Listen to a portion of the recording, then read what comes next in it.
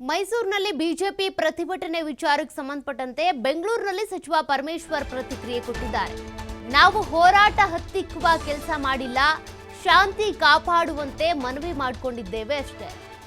ಅವರು ಅನುಮತಿ ಕೇಳಿದ್ರು, ನಾವು ಕೊಟ್ಟಿರಲಿಲ್ಲ.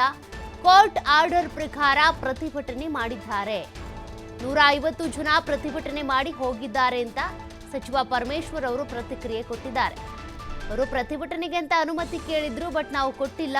ಆದರೂ ಅವರು ಕೋರ್ಟ್ ಆರ್ಡರ್ ಪ್ರಕಾರ ಪ್ರತಿಭಟನೆ ಮಾಡಿ ಹೋಗಿದ್ದಾರೆ. 150 ಜನ ಸೇರ್ಕೊಂಡು ಪ್ರತಿಭಟನೆ ಮಾಡಿರೋದು ಶಾಂತಿ ಕಾಪಾಡೋದಕ್ಕೆ ಅಂತೇಳಿ ನಾವು ಇದಕ್ಕೆ ಅನುಮತಿ ಕೊಟ್ಟಿರಲಿಲ್ಲ ಅಂತ ಬೆಂಗಳೂರಿನಲ್ಲಿ ಸಚಿವ ಪರಮೇಶ್ವರ್ ಅವರು ಪ್ರತಿಕ್ರಿಯೆ ಕೊಟ್ಟಿದ್ದಾರೆ. ನಾವು ಹೋರಾಟ ಹತ್ತಿಕ್ಕೋ ಕೆಲಸ ಮಾಡೋದಕ್ಕೆ ಹೋಗಿಲ್ಲ, ಶಾಂತಿ ಕಾಪಾಡಬೇಕು ಅಂತ ಮನವಿ ಮಾಡಿದ್ದೇವೆ ಅಷ್ಟೇ ಅಂತ ಸ್ಪಷ್ಟನೆ ಕೊಟ್ಟಿದ್ದಾರೆ.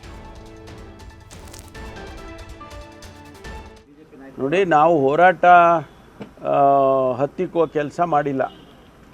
ನಾವು ಶಾಂತಿ ಕಾಪಾಡಬೇಕು, ಇದನ್ನೇ ಬೆಳೆಸ್ಕೊಂಡು ಮತ್ತೆ ಬೇರೆ ಬೇರೆ ರೀತಿಯಲ್ಲಿ ಬೆಳವಣಿಗೆ ಆಗಬಾರ್ದು ಅಂಥೇಳಿ ನಾವು ಎರಡೂ ಗುಂಪಿನವರಿಗೆ ಪ್ರತಿಭಟನೆ ಪ್ರೊಸೆಷನ್ಸು ಅವೆಲ್ಲ ಮಾಡಬೇಡಿ ಅಂತ ಹೇಳಿದ್ದೋ. ನಾವು ಅವ್ರು ಪರ್ಮಿಷನ್ ಕೇಳಿದ್ರು, ನಾವು ಕೊಟ್ಟಿರಲಿಲ್ಲ. ಮತ್ತು ಅವ್ರು ಕೋರ್ಟಿಗೆ ಹೋದರು.